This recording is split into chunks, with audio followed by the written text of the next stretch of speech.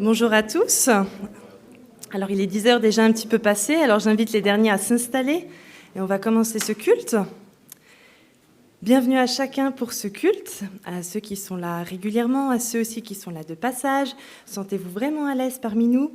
Alors ce matin c'est un culte un petit peu spécial, en tout cas l'introduction du culte sera un petit peu spéciale, parce que je vais prendre un temps pour vous présenter le groupe de jeunes. Et je vais aussi prendre un temps, vous l'avez peut-être vu à ma tenue, vous l'avez peut-être deviné, pour vous parler de mon voyage en Côte d'Ivoire. Voilà, il y a déjà un article qui est paru dans Étincelle qui donnait beaucoup de détails, mais j'avais encore à cœur de vous montrer des photos et puis d'encore vous donner un peu des anecdotes et des petits détails par rapport à ce voyage. Donc je ferai ça tout à l'heure. Mais pour commencer, je vous invite à vous lever et à prendre un premier chant ensemble.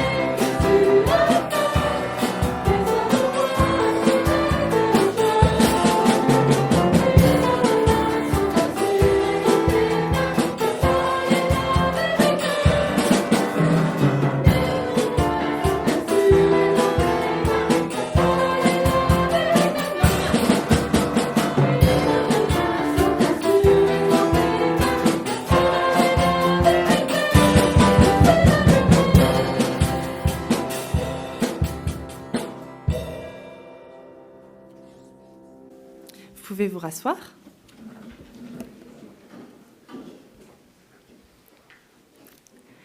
Alors, je ne sais pas ce que vous vivez en ce moment. Je ne sais pas quelles sont vos préoccupations, peut-être vos peurs, vos questionnements. La semaine dernière, on parlait du fait que c'était la rentrée, que ça pouvait occasionner du stress, un petit peu de l'anxiété. Voilà. Alors j'aimerais partager avec vous un passage qui me parle beaucoup depuis cet été. Je ne sais pas si vous êtes comme moi, si vous aussi, parfois vous avez des passages comme ça, un passage précis qui vous parle encore, encore et encore et dans des situations diverses. Moi, c'est vraiment ce passage-là en ce moment. Alors c'est dans Luc 12, c'est les versets 22 à 32. Jésus dit ensuite à ses disciples, « C'est pourquoi je vous le dis, ne vous inquiétez pas pour votre vie de ce que vous mangerez, ni pour votre corps de ce dont vous serez habillés. La vie est plus que la nourriture et le corps plus que le vêtement. Observez les corbeaux. Ils ne sèment pas et ne moissonnent pas. Ils n'ont ni cave ni grenier et Dieu les nourrit. Vous valez beaucoup plus que les oiseaux. Qui de vous peut, par ses inquiétudes, ajouter un instant à la durée de sa vie ? Si donc vous ne pouvez rien faire, même pour si peu, pourquoi vous inquiétez-vous du reste ? Observez comment poussent les plus belles fleurs. Elles ne travaillent pas et ne tissent pas. Cependant, je vous dis que Salomon lui-même, dans toute sa gloire, n'a pas eu d'aussi belle tenue que l'une d'elles. Si Dieu habille ainsi l'herbe qui est aujourd'hui dans les champs et qui demain sera jetée au feu, il le fera d'autant plus volontiers pour vous, gens de peu de foi. Et vous, ne cherchez pas ce que vous mangerez, ni ce que vous boirez, et ne soyez pas inquiets. En effet, tout cela, ce sont les membres des autres peuples du monde qui le recherchent. Votre Père sait que vous en avez besoin. Recherchez plutôt le royaume de Dieu, et tout cela vous sera donné en plus.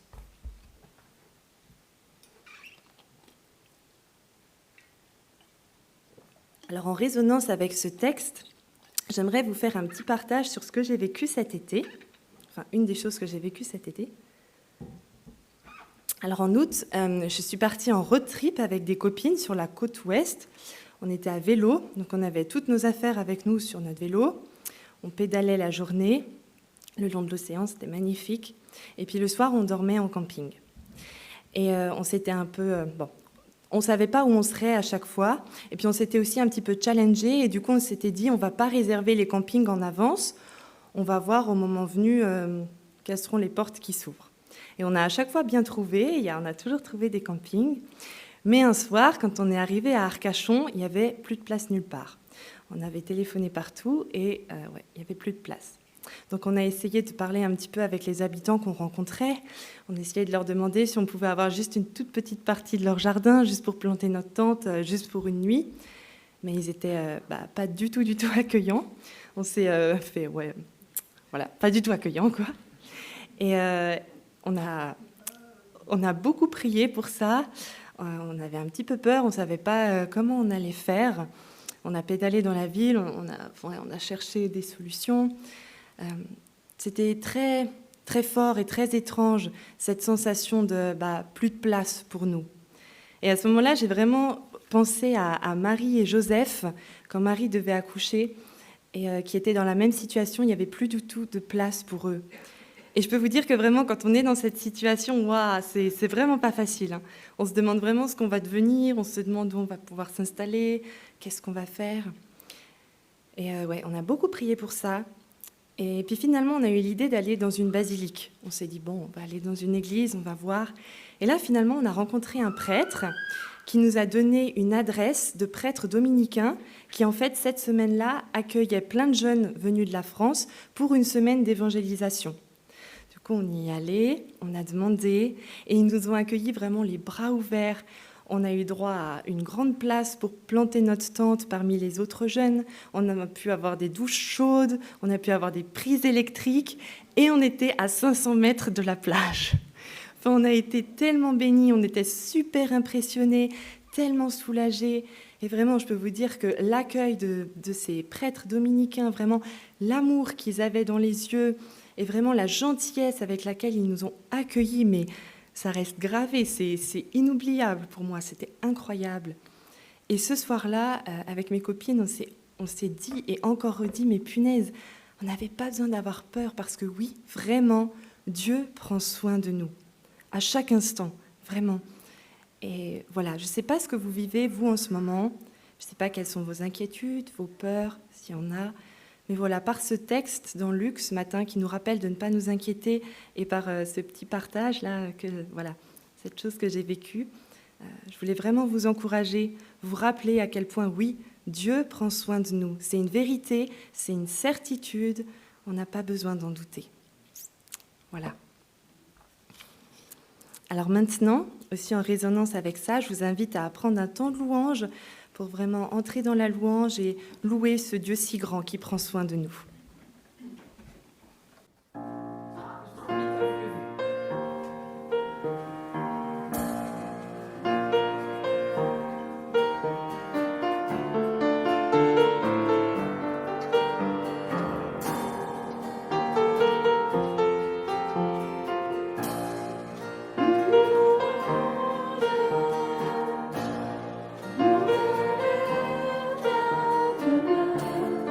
Thank you.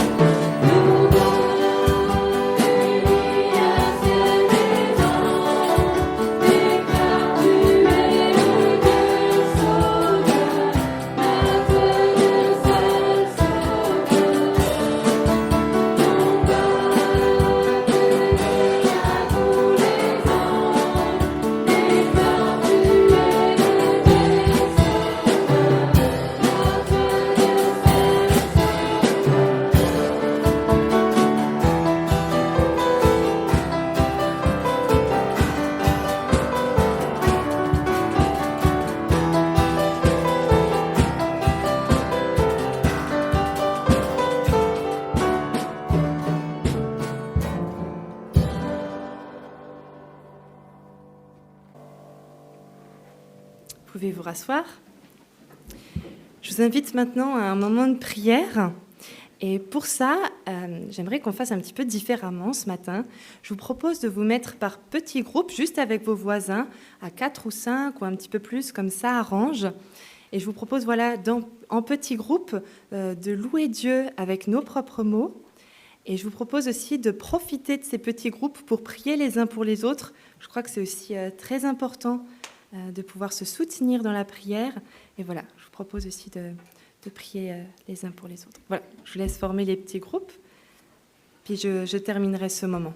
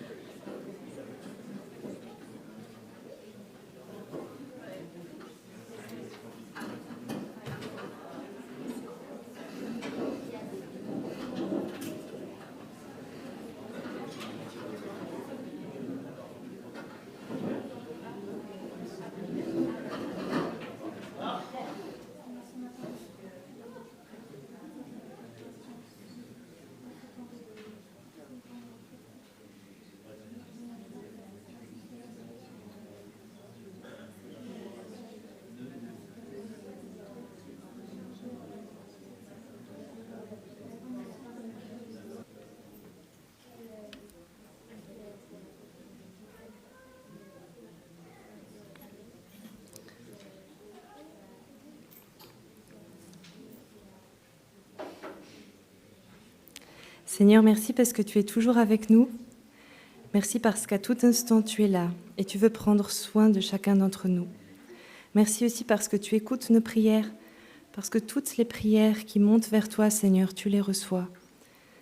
Oui, merci pour le Dieu que tu es. Quelle grâce d'avoir un Dieu comme toi, Seigneur, qui nous écoute, qui est tellement rempli d'amour, de paix et de grâce, Seigneur. Merci. Amen.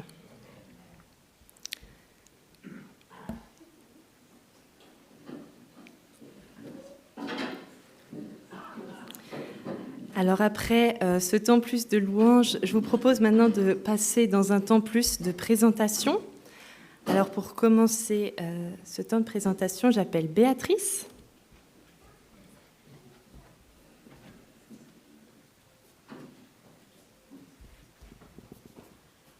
La semaine dernière,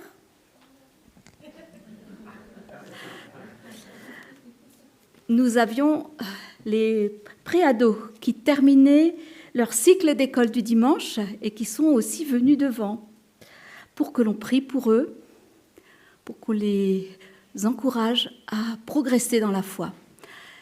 Il manquait un garçon et ce matin, nous allons le mettre à l'honneur. C'est Evan. Veux-tu venir, Evan ? Il ne pouvait pas être présent la semaine dernière, mais aujourd'hui, nous voulons aussi vous le recommander dans la prière. Et j'appelle aussi son parrain de prière qui est Joël. Et voilà, tous ensemble, en communauté, nous voulons prier que Evan devienne un adulte dans la foi. Seigneur Jésus, je suis heureux et reconnaissant pour Evan. Merci pour Evan qui est parmi nous ce matin, même s'il n'a pas pu être là dimanche dernier, aujourd'hui il est là. Et nous nous réjouissons de sa présence. Merci pour qui il est. Merci pour ce beau jeune homme. Merci parce qu'il est précieux à tes yeux, Seigneur. C'est toi qui lui as donné le souffle de vie. C'est toi qui l'as conduit jusqu'à aujourd'hui dans son cheminement. Seigneur, merci pour tout l'enseignement qu'il a déjà pu recevoir à travers l'école du dimanche. Et tu vois qu'aujourd'hui, il est sortant, Seigneur. Mais tu es encore avec lui et tu veux aussi l'accompagner dans son apprentissage de menuiserie. Tu veux être à ses côtés et l'encourager, le fortifier, lui aider aussi à réussir et à vraiment voir comment tu vas le conduire dans tout cela, Seigneur. Mais que vraiment aussi, Evan puisse aussi apprendre à te connaître, Seigneur. Qu'Evan puisse aussi un jour vraiment comprendre qui tu es vraiment, Seigneur. Seigneur, alors, fais-lui du bien, encourage-le. Chemine, sois vraiment à ses côtés, Seigneur, et aide-moi aussi à être un soutien pour lui. Tu vois que je compte sur ta grâce, Seigneur. Je ne suis pas mieux que quiconque, Seigneur, mais tout ce que tu fais, Seigneur, je veux me laisser conduire par toi, Seigneur, que je puisse être vraiment à ses côtés dans les temps à venir, que je puisse vraiment être son soutien, Seigneur. Et je veux l'être par ta grâce, Seigneur. Oui, Seigneur, nous te remercions pour lui et que c'est vraiment être une belle journée pour lui, Seigneur. Et que toute la gloire, l'honneur et la louange te reviennent à toi seul. Amen. Amen. Et l'Église t'offre encore ce livre en te souhaitant bonne lecture et bon partage avec tes amis, parce que ces livres-là se partagent. Merci. Alors, on l'a pas fait les autres années, mais avec les responsables groupes de jeunes, on avait très à cœur de le faire cette année, d'aussi faire avancer les jeunes du groupe de jeunes pour vous les présenter, pour vous présenter un peu notre fonctionnement. Alors les copains, c'est le moment de venir me rejoindre. Thomas aussi.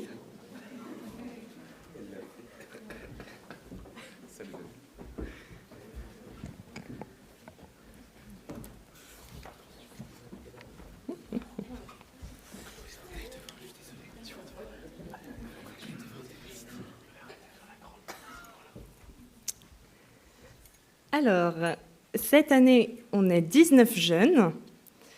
Voilà, il y a plus 3 jeunes qui viendront plus ponctuellement. On en a 2 parmi nous ce matin, Jacques et Karen. Il y a aussi Chloé Madère, quand elle revient de Belgique, elle vient nous voir. Donc voilà, 19 jeunes plus 3 qui viennent ponctuellement, qui font encore pleinement partie de notre groupe. Donc je crois qu'on n'a jamais été autant. On est vraiment beaucoup cette année et on se réjouit vraiment de ce grand nombre qu'on est.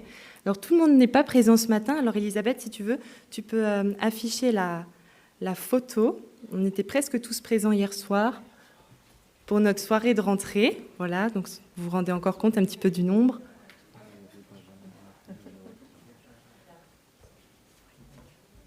Voilà.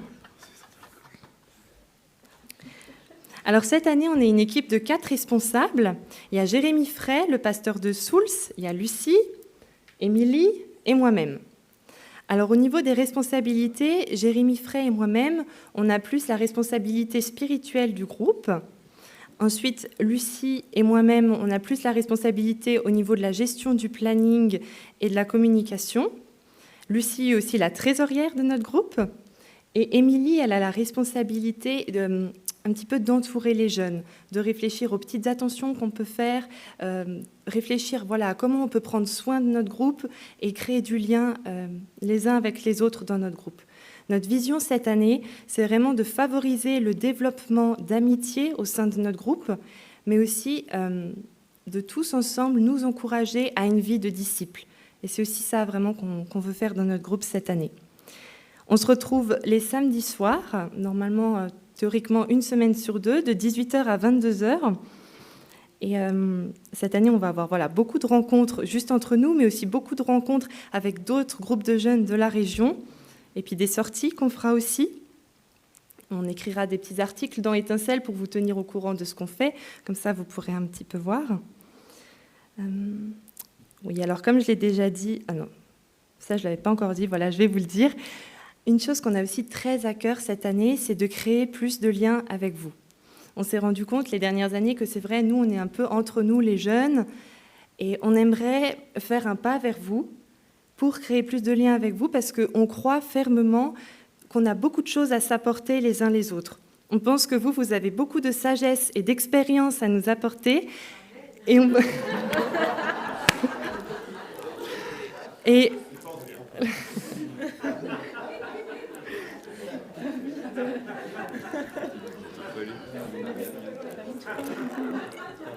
Et on pense que nous, les jeunes, on a aussi un certain dynamisme, une certaine énergie aussi à vous apporter. Et c'est aussi pour ça qu'on se présente vraiment à vous ce matin, pour vraiment déjà faire un premier pas vers vous, pour commencer à créer ce lien, pour que vous puissiez nous visualiser. Et on vous encourage aussi vraiment à venir nous parler. On va organiser cette année une soirée, un samedi soir, jeu de société avec nous, où vous serez conviés, et l'église de Souls aussi. Donc ce sera déjà un chouette moment pour passer du temps avec vous, pour apprendre à plus se connaître. Mais n'hésitez vraiment pas à venir nous parler, à venir nous voir un peu en un à un, à prendre des nouvelles, voir ce qu'on fait dans la vie. Et nous, on essaiera aussi de faire cet effort vers vous. On aimerait vraiment, vraiment vivre cette famille. On est une famille en Christ, on veut être unis et on aimerait vraiment vivre la réalité de cette famille avec vous. Voilà. Je vous laisse vous rasseoir. Merci d'être venus.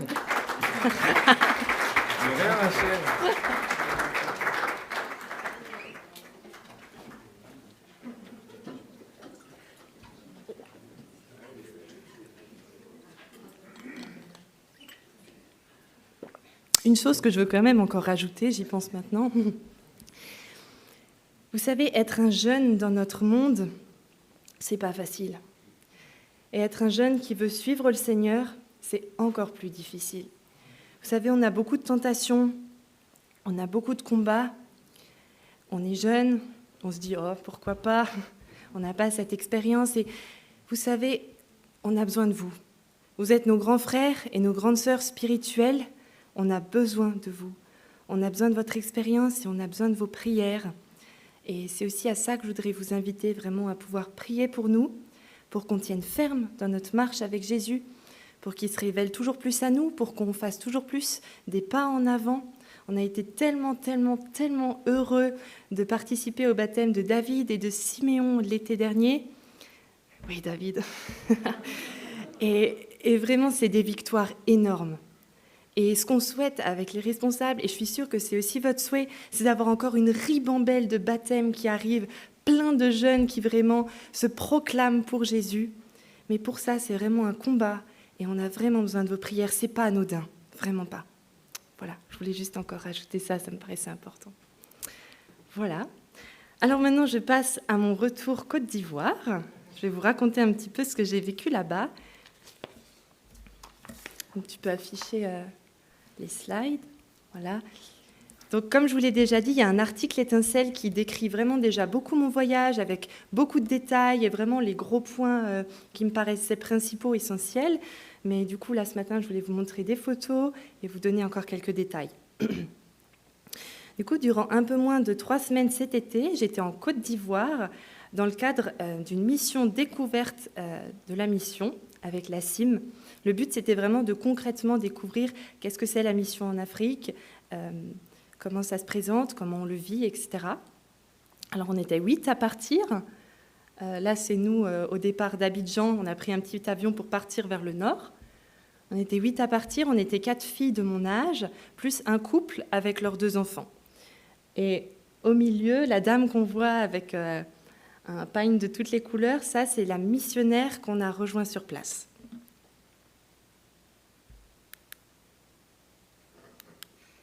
Maintenant, le tout, c'est de savoir si ça va marcher. Oui, je sais, je vise là, David. Ça ne marche pas. Est-ce que tu peux passer ? Ah, super. Alors, donc, nous avons rejoint donc, cette missionnaire, Priscilla Driscoll, qui est un ministère parmi le peuple Peul. Donc, elle apprend leur langue, elle visite les familles. Le but, c'est de partager l'évangile au fur et à mesure à ce peuple non atteint. Elle est vraiment incroyable, cette femme. On a beaucoup, beaucoup appris à son contact. Elle est passionnée par ce qu'elle fait, elle est passionnée par l'Afrique, elle est passionnée par la Côte d'Ivoire. Et c'était vraiment super précieux, toutes ces heures qu'on a passées avec elle, où on lui a simplement posé des questions, elle a pu répondre à nos questions. Elle a aussi fait son maximum pour qu'on puisse voir un maximum de choses sur place, mais sans trop nous charger. C'était vraiment, vraiment un cadeau d'être avec elle du début à la fin. C'était vraiment notre référence. On pouvait vraiment à chaque fois aller vers elle. Elle nous a vraiment soutenus dans tout ce qu'on vivait. C'était vraiment précieux. Alors là, à gauche, vous la voyez avec les 2 enfants qu'elle garde, Mamadi et Abi. Et à droite, vous la voyez chez elle, quand on est avec d'autres membres de l'équipe, quand on est allé visiter sa maison.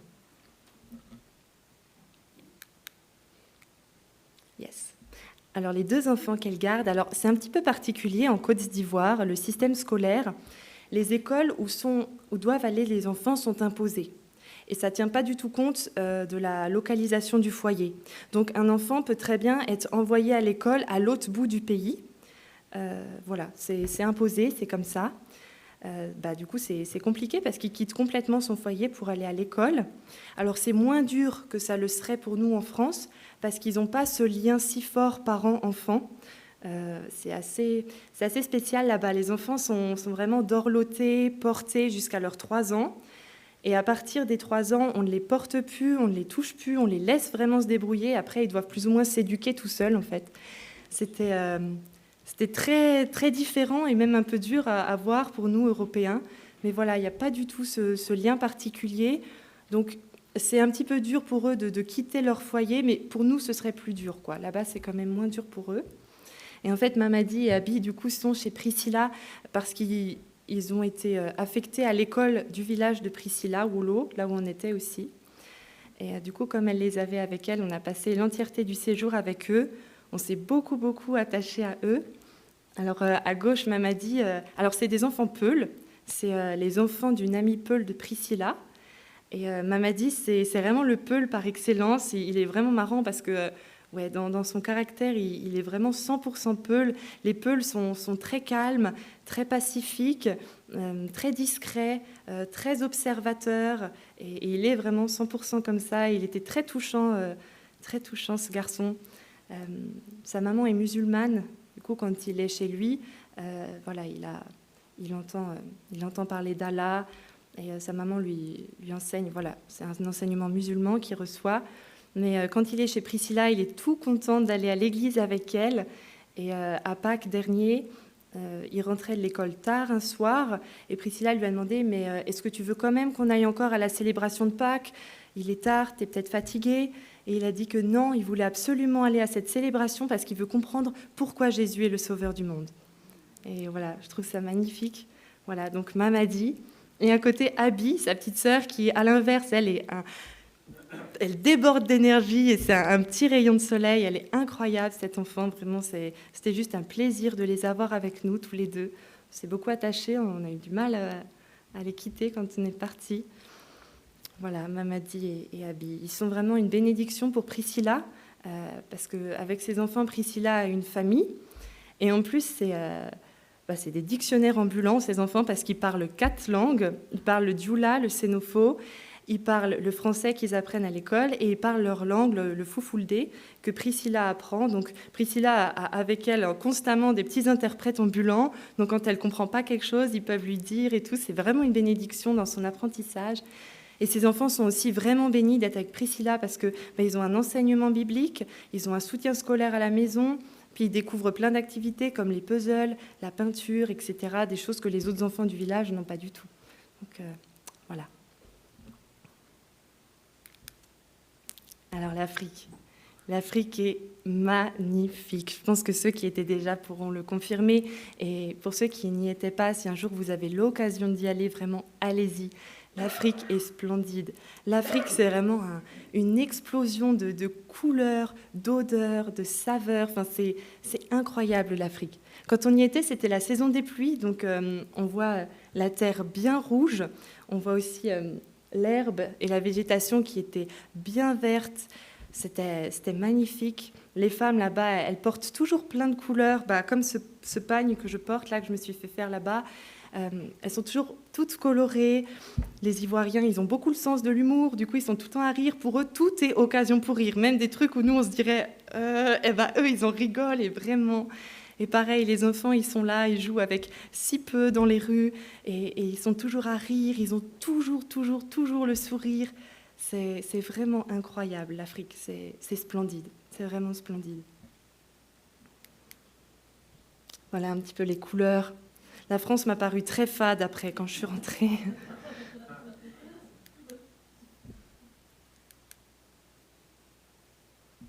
On a aussi assisté à un magnifique arc-en-ciel quand on se promenait. Voilà.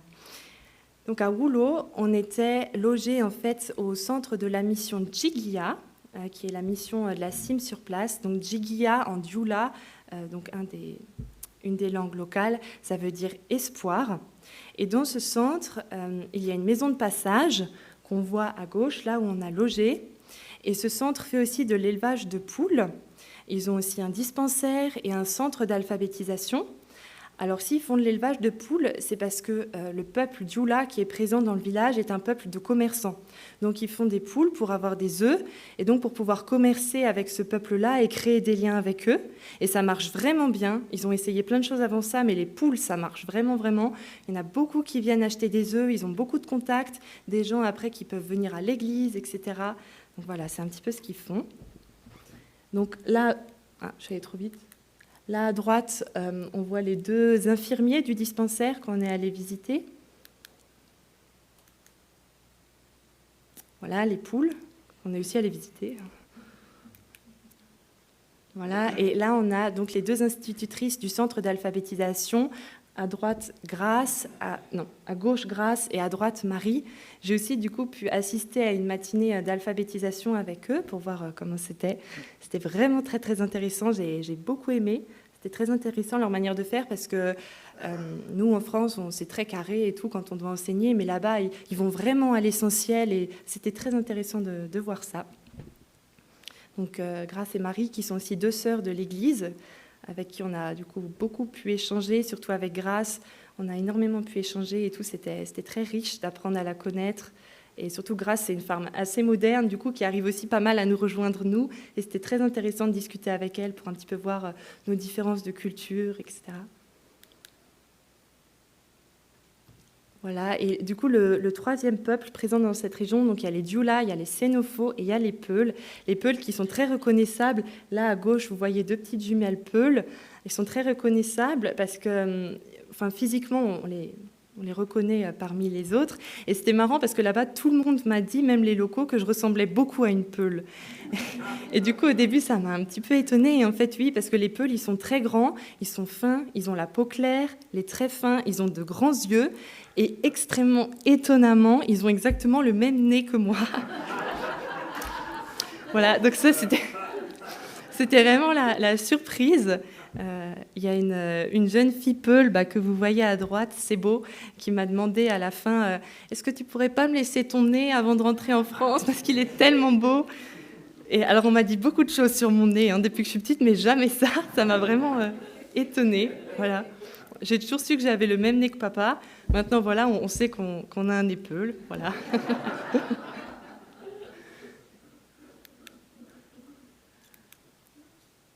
Voilà, donc on a visité aussi la famille de Abi et Mamadi, qui est aussi une famille Peule. Leur maman, elle est tout à gauche, entre Ludo et Héloïse. Voilà. Les Peuls, ils ont vraiment une culture très, très différente de la nôtre et même des autres peuples sur place. Ils sont polygames, ils ont plusieurs épouses, ils ont beaucoup d'enfants. Ils vivent entièrement de leur troupeau et ils vivent avec très, très peu souvent. Souvent, ils ont très, très peu. Ils ont juste leur troupeau. Ils ont parfois encore un petit champ. Ils cherchent l'eau au puits à l'autre bout du village. Voilà. C'est aussi comme ça qu'on les reconnaît parce que quand ils passent avec leurs bœufs, voilà, on sait que c'est des Peuls, quoi. C'était très, très intéressant de découvrir leur culture, de voir comment ils vivent, d'aller leur rendre visite. Et ouais, c'était très fort comme expérience. Les visites, ouais, c'était vraiment ce qui était le plus fort. À gauche, là, on a visité des femmes du village, donc, qui sont Sénophos ou Dioula, elles. Alors, c'était très marrant de parler avec elles. Elles avaient plein de questions. Alors, ce qu'elles n'ont vraiment pas compris, c'est comment, à notre âge, on pouvait ne pas encore être doté ou marié. Elles ne comprenaient pas qu'on ne puisse pas être doté, qu'on pouvait nous épouser gratuitement. Ça, vraiment, elles n'arrivaient pas à comprendre. Et pourquoi on n'était pas mariés à notre âge? Parce qu'elle se marie beaucoup plus jeune que nous. Donc, pour eux, on est déjà des vieilles, quoi, des vieilles qui ne sont pas mariées. Du coup, on a pu leur expliquer qu'en France, c'était totalement différent. Elles ont trouvé ça très drôle, elles ont bien rigolé. Et on a aussi, du coup, beaucoup visité des familles Peuls. Et en fait, ce qui était incroyable et ce qui résonne encore plus fort, en fait, maintenant que j'ai aussi vécu cette expérience à Arcachon, quand personne voulait nous laisser un petit bout de jardin, c'est que les Peuls, eux, ils ont vraiment rien. Mais vraiment, vraiment rien. Ils ont vraiment le strict minimum, ils vivent vraiment juste de leur troupeau. Et par exemple, quand ils tuent un cabri, pour nous, c'est ce qui s'est passé quand on est venu leur rendre visite. Ils avaient tué un cabri, ils nous avaient préparé le cabri et tout pour qu'on ait un repas. En faisant ça, eux, ils se privent vraiment d'un repas. C'est vraiment, ils font un énorme trou dans leur garde-manger, quoi. mais ils le font avec tellement de joie et pour eux c'est tellement normal. Enfin, ils sont d'une générosité mais incroyable. Enfin, c'est là que je me suis rendu compte que oui, c'est vrai que souvent c'est ceux qui ont le moins. Et c'est aussi ce qu'on lit dans la Bible, c'est ceux qui ont le moins qui ont encore plus de facilité à donner que ceux qui ont beaucoup et ils sont plus à moins vouloir donner.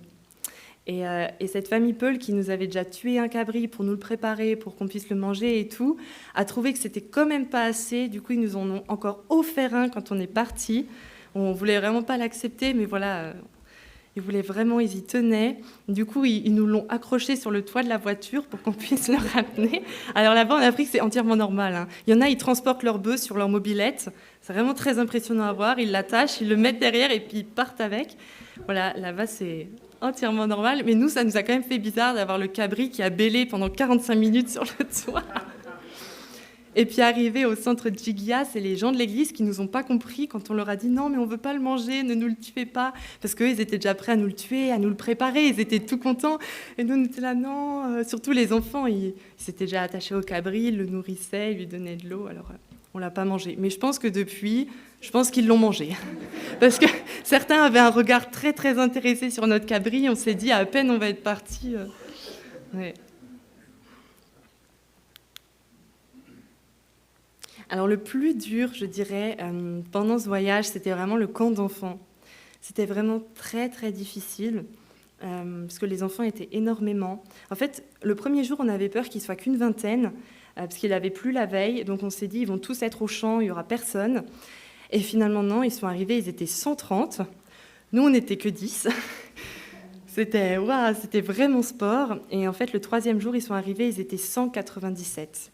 Donc presque 200, c'était énorme. Et en fait, bon, c'est un grand nombre. Ça pourrait être gérable, je pense, en France, mais là-bas, ils sont vraiment ingérables. En fait, c'est terrible, mais ils agissent vraiment comme des affamés. Dès qu'il y a une nouvelle activité, une distribution de matériel, ils arrivent vraiment, mais ils courent vraiment, ils arrivent vers toi à 200, quoi. Ils sont 200 arrivés, ils se marchent dessus. Du coup, les plus petits sont écrasés par terre. Ils arrivent et ils veulent tous, et toi, tu es là. Et c'est vraiment très, très, très difficile à gérer. Et ça nous a vraiment fatigués. Et aussi moralement, parce que du coup, la seule manière, en fait, de les gérer un tout petit peu, pour eux, c'est normal, c'est le bâton. C'est crier et c'est leur mettre des coups de bâton. Et c'est vraiment dur, quoi, en tant qu'Européens, de faire ça. Mais pour eux, voilà, c'est normal. L'éducation, là-bas, c'est ça, c'est la chicotte, on a peur du bâton. Voilà. Mais du coup, le camp d'enfants, c'était que 3 matinées, mais c'était épuisant.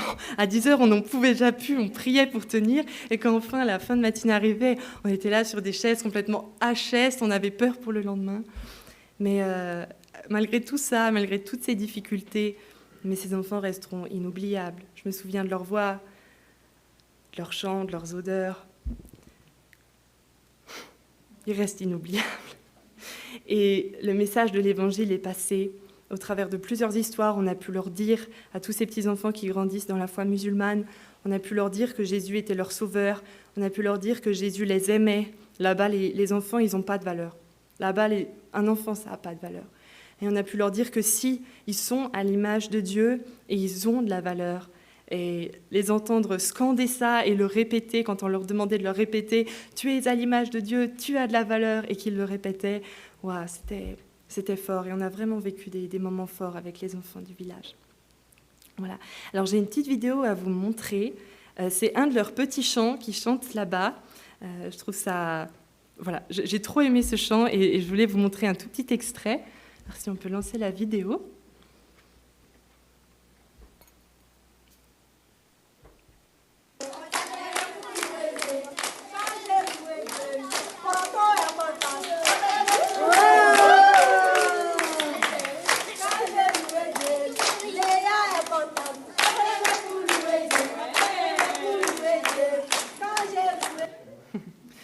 Un truc incroyable avec les enfants, c'est vraiment des tout petits, ils ont le rythme dans la peau, mais c'est incroyable. Et ce petit chant, il dit « Quand je louais Dieu », et ensuite ils prennent le prénom d'un enfant, Moïse par exemple, Moïse est content, et à ce moment-là, le petit Moïse, il s'avance, et puis il fait une petite danse, et puis tous les autres, ils continuent en disant « Je frappe des mains pour louer Dieu », et tout à la fin, c'est tout le monde est content, et là, tous les enfants dansent. Et c'était vraiment, waouh, trop beau à voir. Du coup, je voulais vous montrer un petit extrait. Voilà, des enfants qu'on garde dans nos cœurs, des enfants pour lesquels on va continuer de prier. Voilà, c'est pas simple, leur vie là-bas. On s'en est vraiment rendu compte et maintenant, on les a vraiment à cœur. Voilà. Alors, une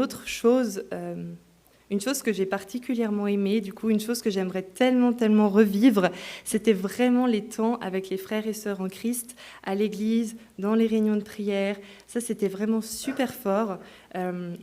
Là-bas, l'église, c'est vraiment spécial, parce que la plupart viennent d'un contexte musulman et ont complètement été rejetés de leur famille biologique quand ils se sont tournés vers Jésus. Donc là-bas, l'église, c'est une vraie famille, parce qu'ils n'ont personne d'autre. Donc ils sont vraiment très unis entre eux, c'est une vraie famille. Et quand ils se retrouvent, mais c'est la joie, quoi. C'est la joie et les chants là-bas, la louange, c'est tout le monde va au milieu et tout le monde danse.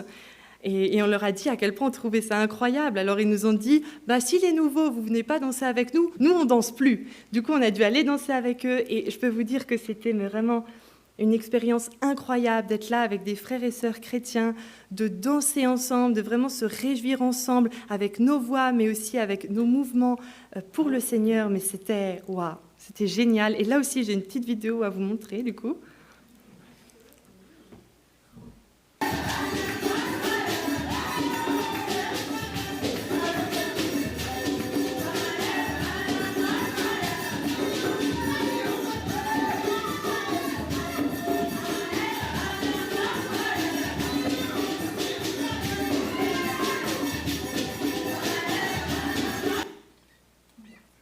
Voilà, un petit extrait, vous voyez l'ambiance le dimanche matin, c'est vraiment trop réjouissant.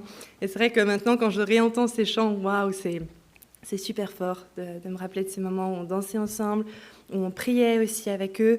On a eu aussi une matinée témoignage avec les femmes de l'Église, où chacune, on a pu donner notre témoignage, vraiment des moments super forts, se rendre compte à quel point l'Église, c'est pas juste l'Église en France, c'est l'Église dans le monde.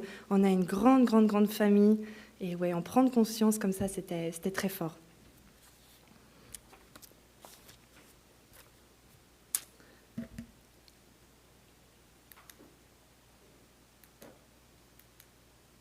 Est-ce que tu peux avancer, Elisabeth ?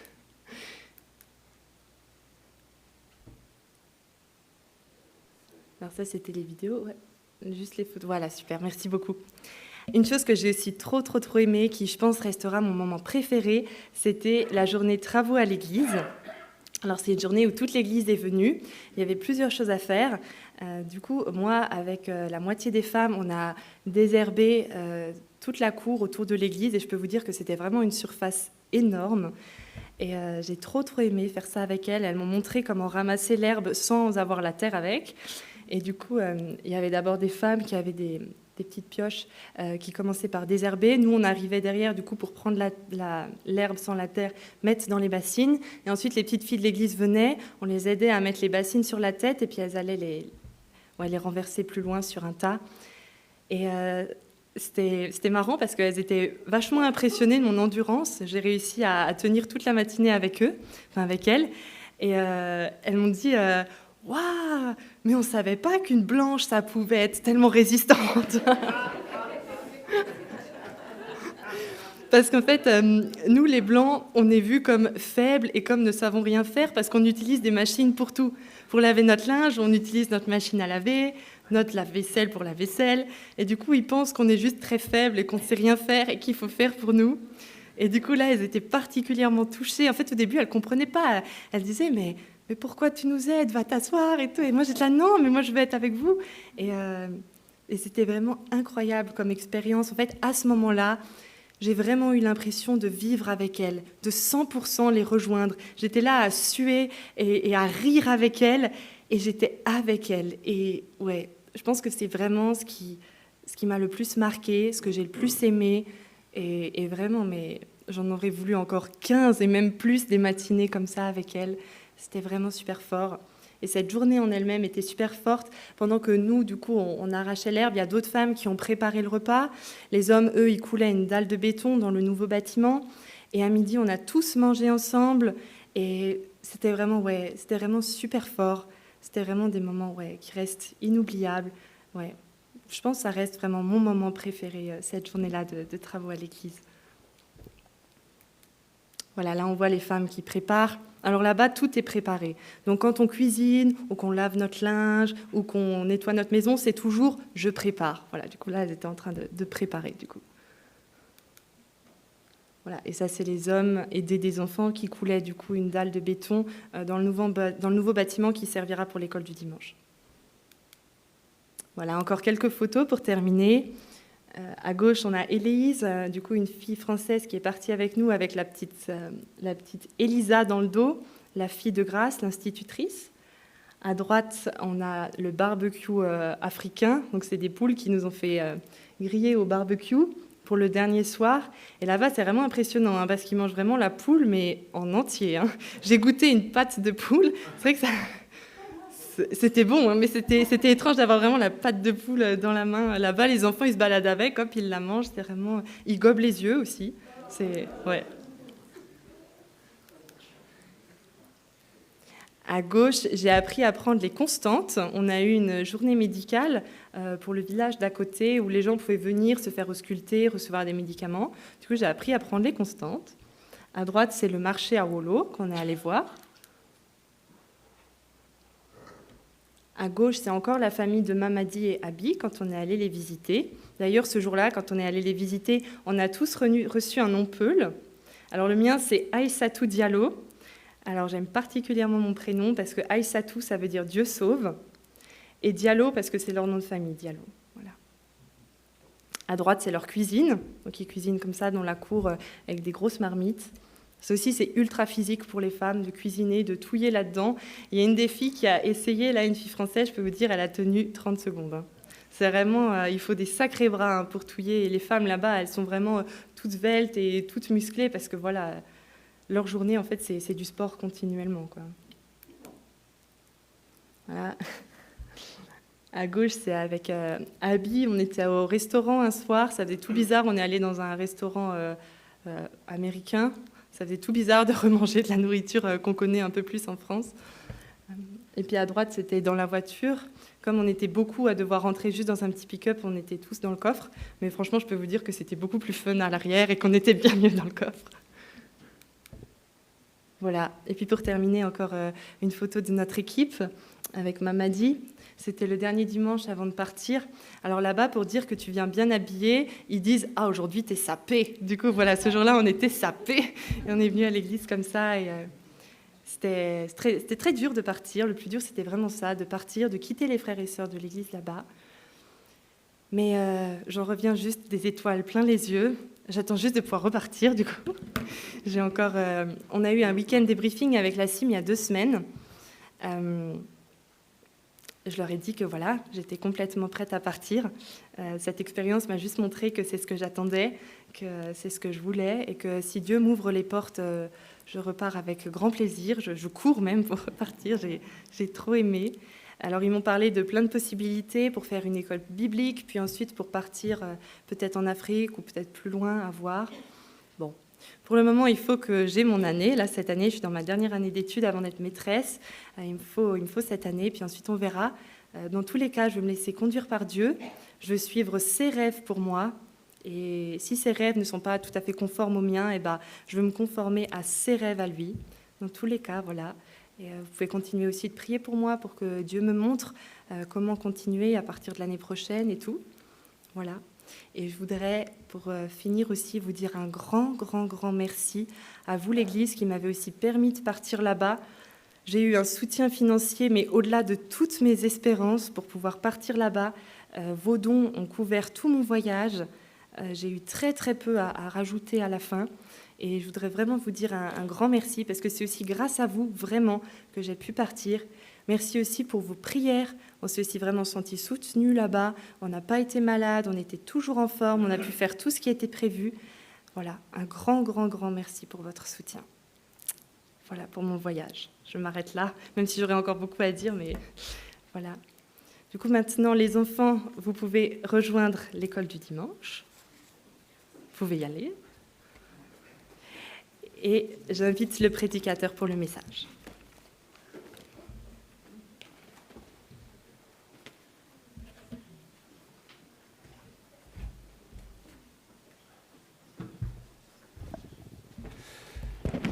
Merci à toi. C'est vraiment réjouissant d'entendre cette nouvelle de l'Afrique, qui m'est chère aussi.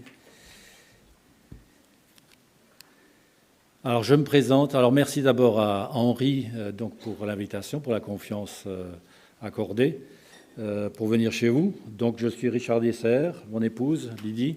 Nous sommes donc de l'église de Molsheim. Voilà. Et nous faisons un petit détour par chez vous, mais finalement, on était avec les petits-enfants hier à Wissembourg. Donc, voilà. Donc, c'était un petit saut pour venir ici. Alors, ouais, mince, j'ai oublié quelque chose. Alors, on va rester en Afrique. Vous êtes d'accord? Vous êtes d'accord? Parce que je n'ai pas de montre. Hier, c'est cassé. Donc, on a le temps.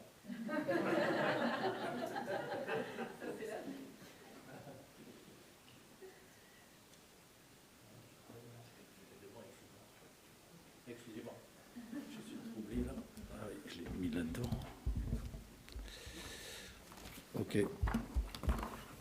Non, mon souci, c'était simplement par rapport à vous. Pour le temps, est-ce que vous pouvez m'accorder une petite demi-heure, c'est possible? Pas trop chaud? Moi, j'ai pris un verre. Hein. Voilà. Alors, on va peut-être... oui. On va prier, si vous voulez bien. Seigneur, que toi-même, tu nous parles encore ce matin. Merci pour ce que tu as fait en Afrique, aussi avec notre sœur, en Côte d'Ivoire. Seigneur, merci parce que tu es un Dieu qui agit dans le cœur des gens, quel que soit le lieu où nous sommes dans ce monde, aussi ici, en France, à Wörth, à Molsheim, ailleurs. Et nous t'en bénissons. Merci parce que nous avons un tel Dieu. Amen. Alors, ce matin, je me tiens devant vous. Moi, je suis de ce côté, vous êtes de l'autre côté. Vous regardez quelqu'un. Alors pendant quelques secondes, je ne vais rien dire, vous allez simplement regarder ce qui se passe devant vous.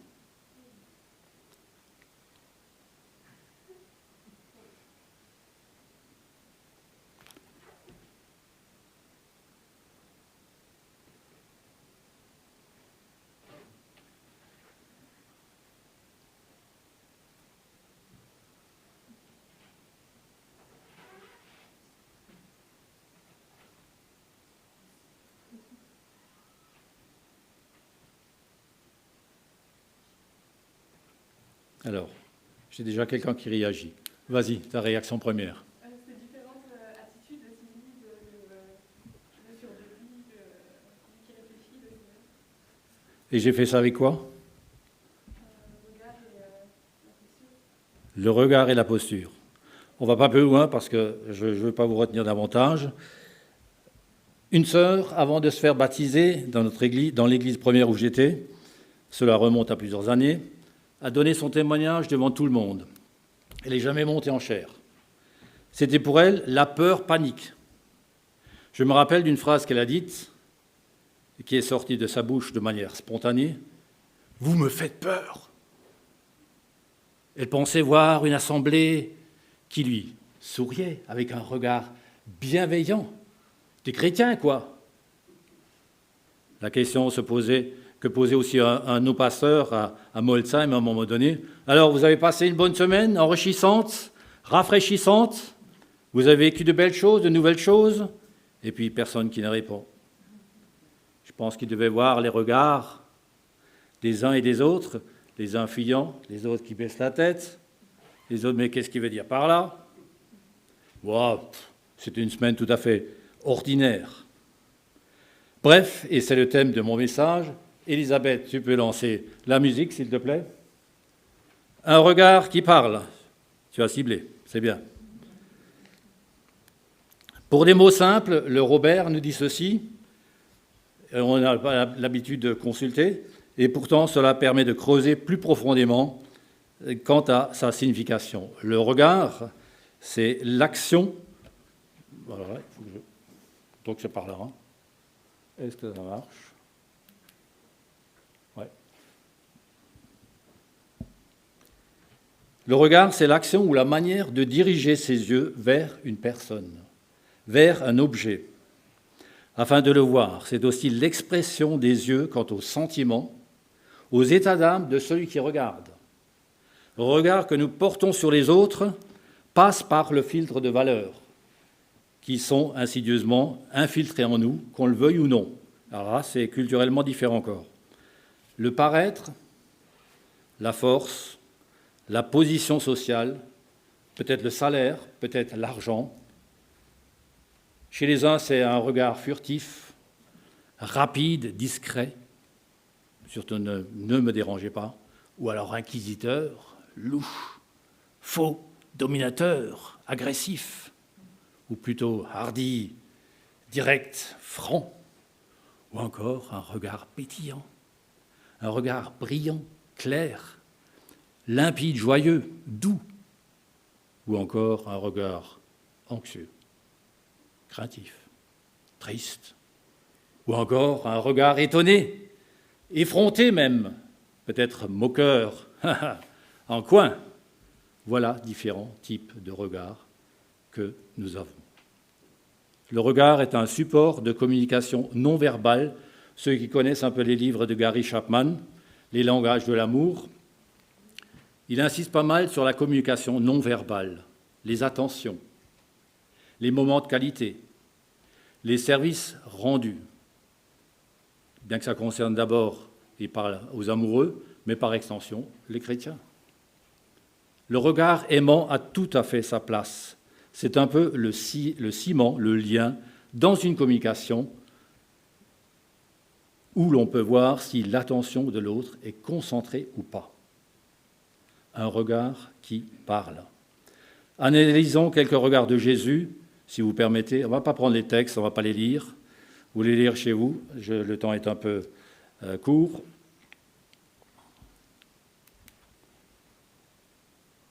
Alors. Premier texte nous conduit dans Marc 10, 21, la rencontre avec le jeune homme riche. Le texte, vous le connaissez un peu, ceux qui ne le connaissent pas, lisez-le chez vous, le jeune homme riche. Donc d'abord, verset 17, qui dit ceci, la question « bon maître », et d'ailleurs elle dérangeait Jésus, puisque Dieu seul est bon. Est-ce que cet homme était disposé à reconnaître la divinité de Jésus? En tout cas, il dit avoir observé les commandements. Il en relate quelques-uns. Sur les 10, il y en a un qui parle de ne faire de tort à personne. On pense au commandement « tu ne convoiteras pas ». Maître, j'ai observé toutes ces choses. Sa réponse était sans doute sincère, mais inexacte. Il était peut-être irréprochable en termes d'actes extérieurs, l'adultère, le vol, le meurtre, le faux témoignage, honorer les parents. Mais l'intérieur, ses attitudes, ses motivations. Sa question première était l'héritage de la vie éternelle. Et là, Jésus voit la suite qui va coincer notre jeune homme riche. Et pourtant, avec son regard, Jésus, avec son regard, il l'aime. Avec son regard, il l'aime. Alors qu'il sait très bien qu'il va lui dire une vérité qu'il n'aimera pas entendre, puisque le jeune homme riche s'en va tout triste, nous dit le texte. Avec son regard, Jésus, il aime. Un regard aimant. D'ailleurs, l'évangile de Marc est le seul des évangiles synoptiques qui relève cette attitude. Pour moi, elle est capitale. Pouvoir dire une vérité dans un esprit d'amour qui se voit par l'autre. Et là, en l'occurrence, Marc. Je trouve cette attitude exemplaire. L'ayant regardé, il l'aima. L'ayant regardé, il l'aima. Sans parole, pour l'instant. Un regard plein d'affection. Il éprouve vis-à-vis de lui un élan d'amour. Il éprouve une grande compassion pour cet homme qui est en recherche sincère de la vérité, mais qui est perdu. Dieu aime vraiment ceux qui ne sont pas encore sauvés, vraiment. Le regard de Jésus pénètre au plus profond du cœur de ce jeune homme et en devine la bonté foncière, la beauté. Il fait toute la différence, un regard qui ne juge pas. Sachant que le jeune riche n'obéirait pas, il aurait pu avoir une autre attitude avec peut-être un index pointé.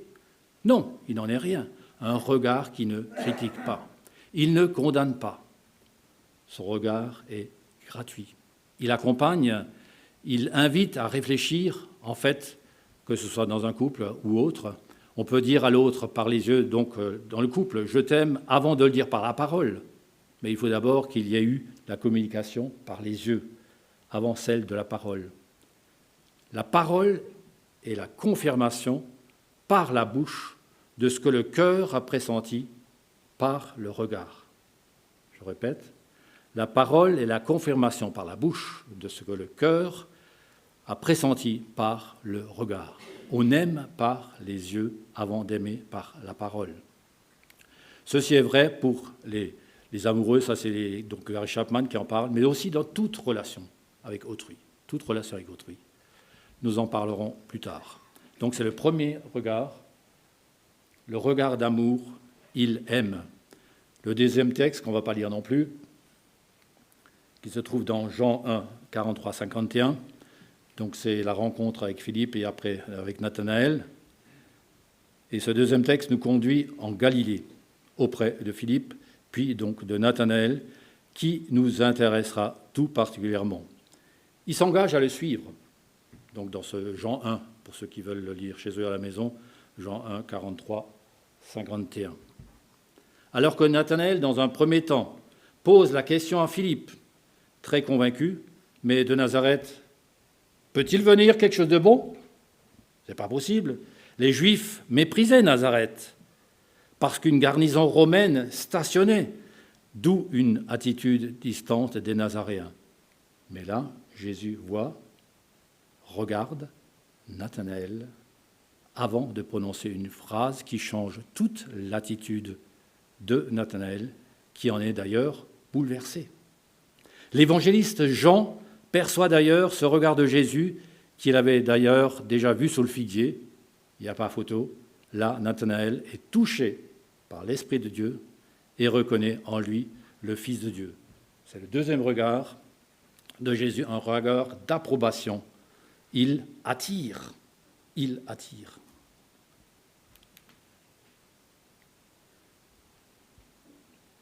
Troisième texte nous conduit à Jéricho, Luc 19, 1, 10, donc avec Zachée, ceux qui veulent lire chez eux aussi, Luc 19, versets 1 à 10. Oui. Pour subvenir aux énormes besoins financiers de leur vaste empire, les Romains avaient soumis à de lourds impôts tous les pays qu'ils occupaient. Les Juifs s'opposaient au paiement de ces taxes qui servaient à soutenir un gouvernement étranger et ses divinités païennes. Mais ils étaient bien obligés de les payer. Les collecteurs étaient d'ailleurs ces gens les plus mal vus du pays, juifs de naissance. Ils avaient choisi de travailler pour l'ennemi, donc c'était des collabos, des traîtres. Ils s'enrichissaient sur le dos des Juifs en les escroquant.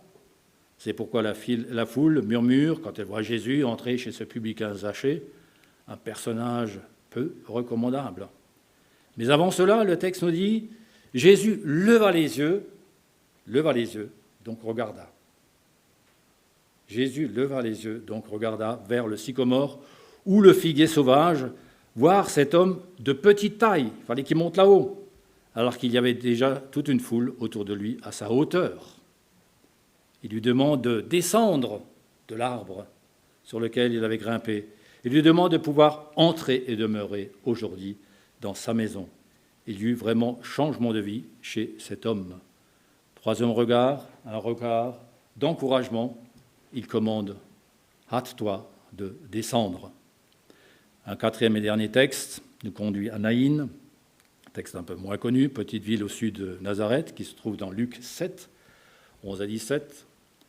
En arrivant dans cette ville, il voit cette veuve qui enterre son fils unique. Sa situation était désespérée. Plus de mari, et voilà son dernier espoir de soutien de famille vient de mourir. Après le départ des pleureurs, elle se retrouve seule et sans un sou. Sans l'intervention d'un hypothétique parent ou la perception d'une allocation veuvage, c'était le désarroi, le néant. Jésus fait irruption.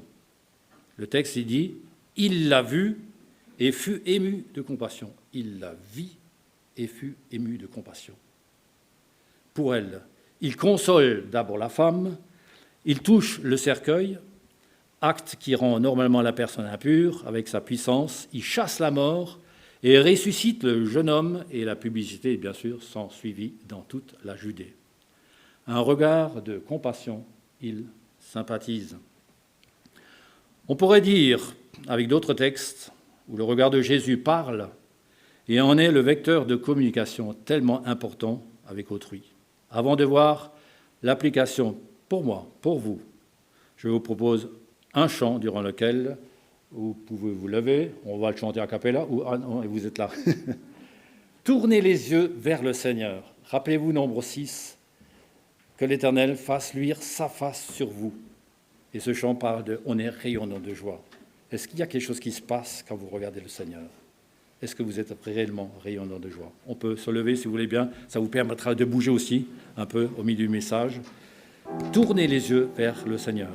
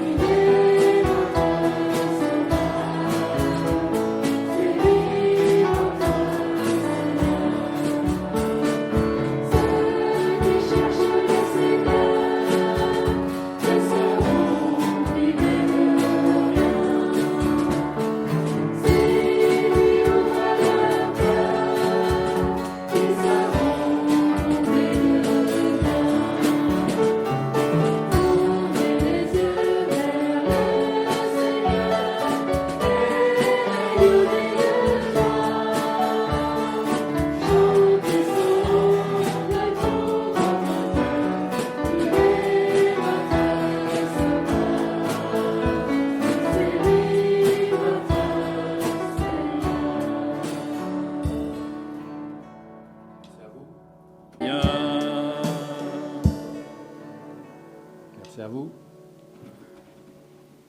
On peut s'asseoir, si vous voulez bien.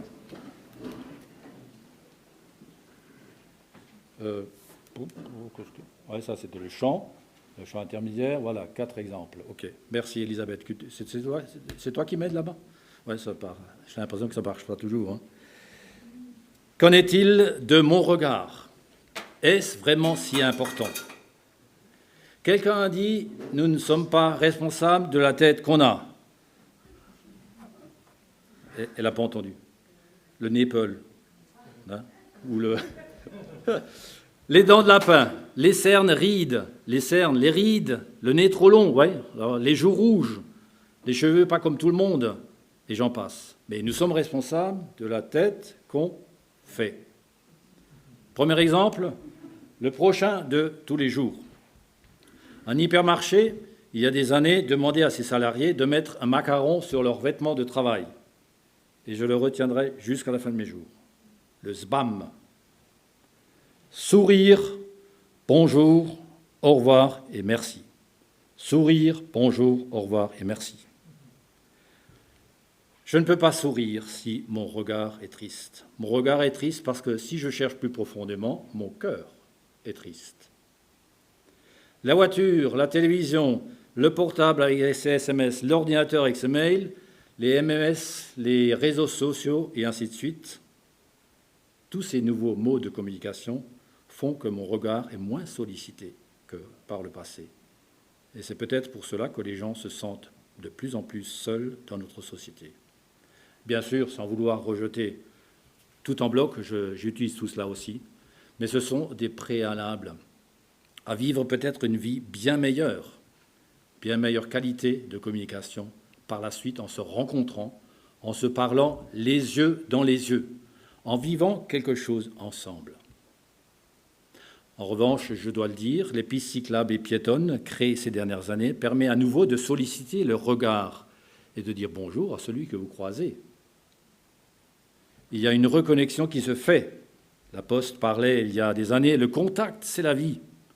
Je rajouterai le contact avec les yeux apporte une richesse supplémentaire dans une qualité de communication.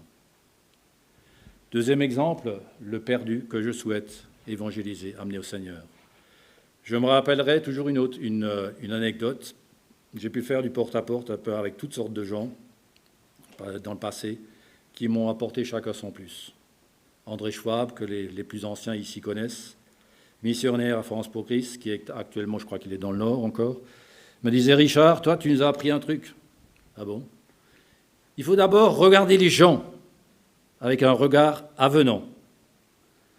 Il faisait comme ça, le signe des doigts. Toi, tu fais comme ça. Accompagné d'un bonjour appuyé. Et après, on peut parler, si les choses se précisent et se prêtent, du Seigneur. Mais d'abord, regarder les gens avec un regard vraiment pas de peur, de panique déjà, mais un regard vraiment aimant. C'est vrai que c'est quelque chose qui s'apprend aussi. On ne l'a pas toujours tout de suite. Les situations provoquées peut-être chez vous aussi, l'occasion favorable ou non, une distribution en boîte aux lettres, vous voyez quelqu'un, c'est pareil, c'est exactement pareil.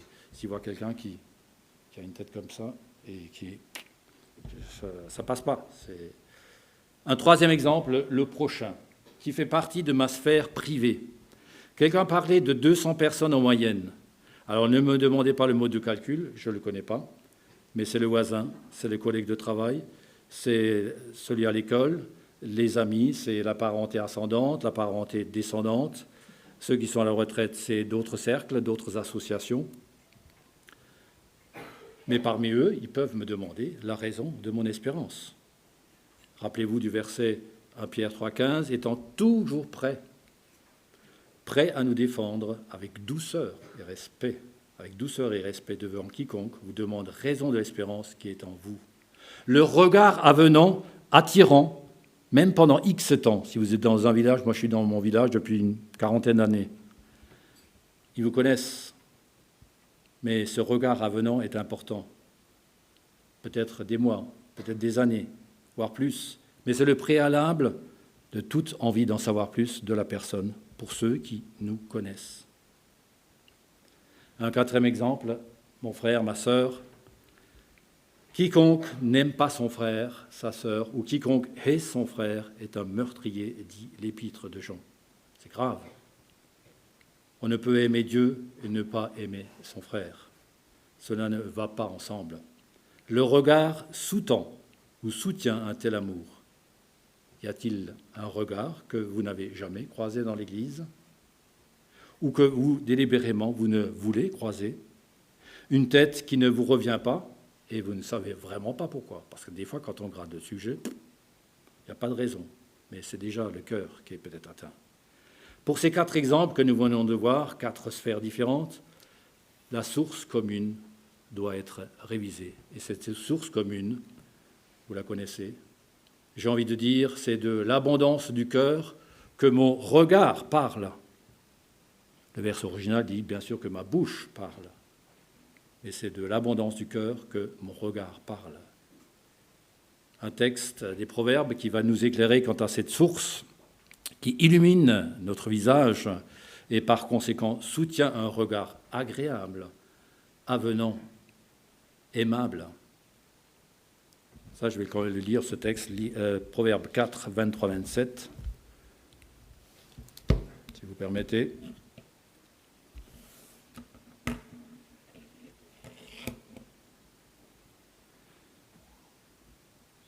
Garde ton cœur plus que toute autre chose, car de lui viennent les sources de la vie. Écarte de ta bouche la fausseté, éloigne de tes lèvres les détours, que tes yeux regardent en face et que tes paupières se dirigent devant toi. Considère le chemin par où tu passes et que toutes tes voies soient bien réglées, ne te détourne ni à droite ni à gauche et écarte ton pied du mal. Le cœur désigne communément l'esprit comme le centre, ou l'esprit comme le centre de la pensée, de la raison. Proverbe 3.3, d'ailleurs, les proverbes sont remplis de cela, que la bonté et la fidélité du Seigneur ne t'abandonnent pas. Lis-les à ton cou, écris-les sur la table de ton cœur. Et je rajoute avec un cadenas anti-vol par rapport à l'ennemi de nos âmes qui voudrait nous prendre cela, avec un marqueur indélébile. Ce cœur comprend également les émotions. Proverbe 15, les versets 13 à 15, un cœur joyeux rend le visage serein. Un cœur joyeux rend le visage serein. Un cœur content est un festin perpétuel. Ce cœur est aussi à la source de toute volonté, de sorte qu'il désigne l'être tout entier.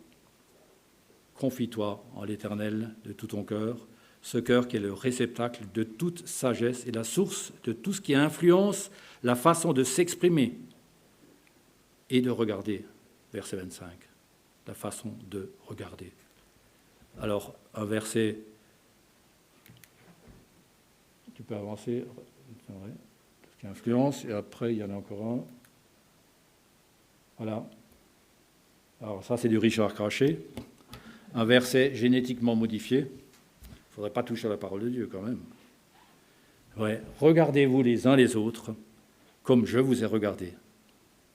Jésus dit, aimez-vous les uns les autres comme je vous ai aimé.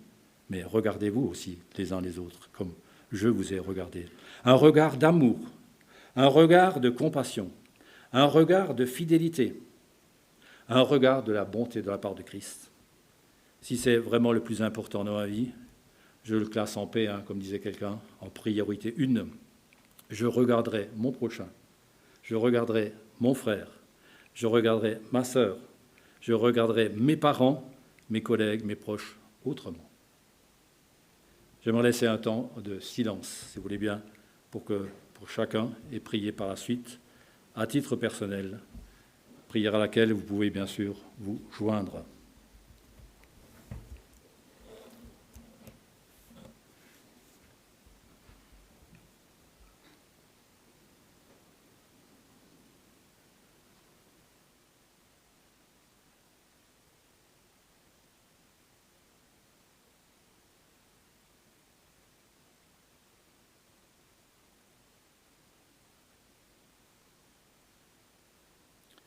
Oui, Seigneur, merci parce que nous sommes au bénéfice de ton regard, de manière constante.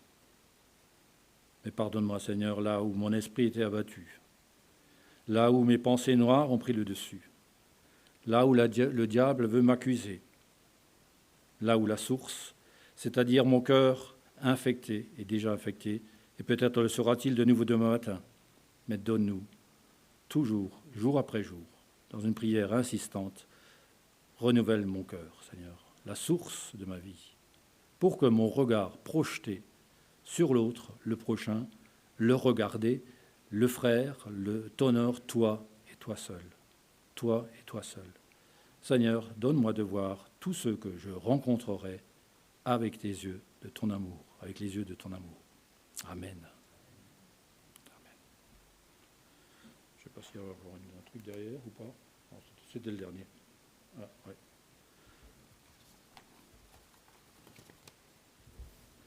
Bon dimanche à vous. Alors, je ne sais pas, tu prends la suite. C'est comment ton prénom ? Rachel. Ok. Parce que j'avais cherché mon verre d'eau, je pense que pendant que... Merci beaucoup Richard pour ton message. Alors oui, je termine juste encore avec les annonces. Alors tout d'abord, Angèle remercie tous ceux qui étaient présents à l'enterrement de sa maman. Voilà, il voulait vraiment vous accorder ces remerciements. Et pour les annonces, alors, vous pouvez regarder dans le programme du mois pour la semaine. Je ne sais pas s'il y a quelque chose de spécial. Bon, sinon, programme du mois. Voilà. Sinon, Roland a une petite annonce à faire, un petit partage.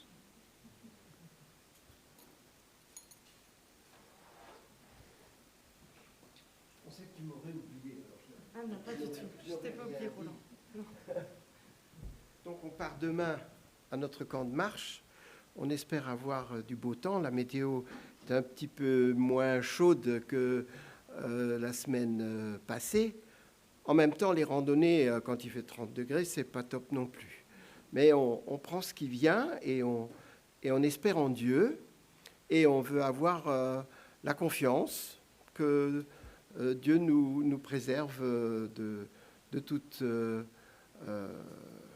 mésaventures ou de toute difficulté. Je voulais encore dire, Christian m'avait repris lorsque j'avais fait une présentation du camp. Je n'ai pas parlé de spirituel. Et donc, voilà, il y a des études bibliques chaque soir sur le thème de l'épître de Jean. Et on n'a pas invité d'orateurs, mais nous, les responsables, nous sommes les orateurs. Nous partageons les tâches et chaque, pas tous, mais ceux qui se sentent capables de faire une soirée pas une soirée d'évangélisation justement, une soirée d'études bibliques, ils prennent cette responsabilité. Le matin aussi, il y a une petite méditation après le petit déjeuner. C'est Jean-Georges Martigues, que vous connaissez, qui fera tous les matins une petite méditation. Le but n'est pas l'évangélisation. Ce n'est pas un camp d'évangélisation. C'est un camp pour les chrétiens, un camp de rando. Évidemment, s'il y a quelqu'un qui n'est pas converti, c'est peut-être par le contact des uns avec les autres, par les discussions, plus que par les études bibliques, que se fera, par le regard d'amour, par le regard de ceux qui ont compassion de celui qui souffre ou de celui qui n'est pas sauvé ou de celui qui est mal. J'espère que ceux qui ne connaissent pas le Seigneur le découvriront comme cela.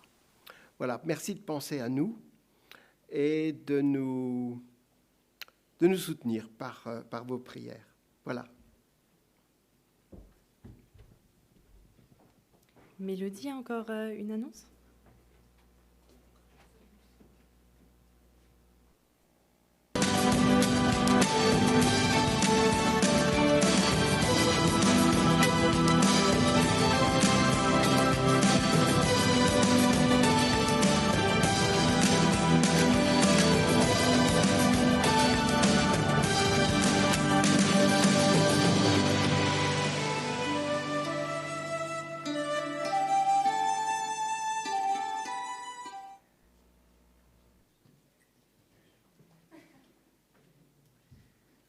Bonjour à ceux que je n'ai pas encore salués.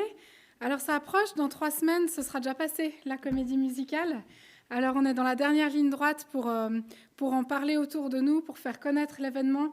C'est vraiment un spectacle intergénérationnel qui concerne les enfants à partir de 6 ans, mais qui va aussi toucher des personnes adultes ou d'un certain âge. Donc vraiment, parlez-en dans vos réseaux, dans du contact un à un, invité. Mettez sur vos réseaux sociaux pour ceux qui en ont. Voilà, il y a encore bien assez de flyers à disposition, donc si vous voulez en repartir avec une dizaine de flyers ou combien vous en voulez, vraiment, je vous encourage. Si vous souhaitez également ce teaser, cette bande-annonce, pour pouvoir le partager sur le téléphone, voilà, par WhatsApp ou comme ça, et que vous ne l'avez pas encore reçu, n'hésitez pas à me le demander, je vous l'envoie avec grand plaisir. En tout cas, un grand merci à tous ceux qui s'impliquent à nos côtés. Il y a déjà beaucoup de choses qui ont été faites dans la communication. Vous allez voir des petits panneaux qui ont fleuri à l'entrée des villages pour faire connaître l'événement. Voilà, c'est super de sentir le soutien des uns et des autres. Un grand merci. Alexandre vous avait présenté les listes des tâches qu'il avait déposées à l'entrée dimanche dernier. Donc je vous invite à y refaire un tour, à y faire un tour, parce qu'il y a encore bien des cases qui peuvent être remplies. On aura cette semaine, mercredi, une dernière réunion de préparation. Et donc on aurait vraiment besoin de faire le point et de savoir sur qui on peut compter, pourquoi. Et du coup, les autres églises donc de Durenbach et de Souls feront pareil, ce qui permettra de mettre en commun et de voir où on en est dans les besoins et dans les aides que nous avons. Donc s'il vous plaît, je sais que l'heure est déjà avancée, mais si vous pouviez encore prendre quelques petites minutes pour aller voir ces listes de tâches. Il y a pour de la nourriture à préparer, il y a pour la préparation de la salle le jour même. Voilà, enfin vous verrez, je ne vais pas tout lister, c'est justement imprimé là-bas. Voilà, donc invité. On a à peu près un peu plus de 120 billets vendus. Sur 800, ça va, il y a encore de la marge, hein, donc n'hésitez pas. La liste des tâches, je crois que j'ai tout dit. Et je voulais juste, j'ai tout dit par rapport à ce projet. Oui, rappelez la réunion, voilà, c'est ça, de mercredi à 20h pour ceux que ça intéresse. Mardi à 20h pour ceux qui sont intéressés par le projet Allume ta lumière qui aura lieu le 1er novembre. C'est aussi en préparation. Vous pouvez aussi nous rejoindre à l'église à 20h mardi soir. Et une dernière annonce pendant que j'ai la parole. Je vous encourage à penser, à prier encore pour les familles en deuil, donc la famille Portaz, comme Rachel l'a déjà dit, et la famille Lux. Comme vous l'avez vu dans vos mails, Elisabeth a perdu son frère cette semaine. Donc, qu'on puisse vraiment encore les porter, les soutenir par des petites attentions, par nos prières, bien sûr aussi. L'enterrement de Jean-Marc aura lieu mercredi après-midi à 14h30 à Preuchdorf. Donc, on peut aussi penser à la famille cet après-midi-là. Merci pour votre attention. Alors, est-ce qu'au niveau des annonces, j'ai tout dit ou il y a encore quelque chose à dire? Oui. Ah oui, Anne-Catherine, pardon. Oui, bien.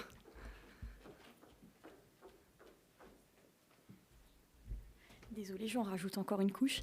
Avec Yvette, on a commencé à faire un rangement, un tri à la garderie pour faire un peu peau neuve. Et on a constaté qu'il y a beaucoup de choses qui sont cassées ou abîmées, voilà. Et on fait donc appel à vous si certains ont encore des jouets d'enfants chez eux qui seraient disposés à donner pour la garderie. Donc on a assez de livres et assez de puzzles. Donc c'est vraiment des jouets pour tous les âges, pour les filles, pour les garçons. Donc il y a mes garçons, mais il y a aussi d'autres enfants qui sont des fois de passage, ou s'il y avait d'autres familles qui étaient amenées à venir, que ce lieu puisse vraiment être accueillant quoi, pour les enfants. Donc voilà, vous pouvez déposer éventuellement ce que vous avez qui fonctionne et qui est en bon état, bien sûr, à la garderie directement, ou alors si vous avez des questions par rapport aux besoins, ce qu'on aurait besoin en particulier, vous pouvez aussi venir vers nous. Voilà, merci beaucoup.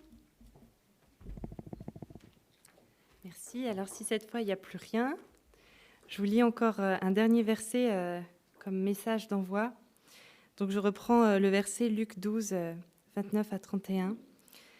« Et ne cherchez pas ce que vous mangerez, ni ce que vous boirez, et ne soyez pas inquiets. En effet, tout cela, ce sont les membres des autres peuples du monde qui le recherchent.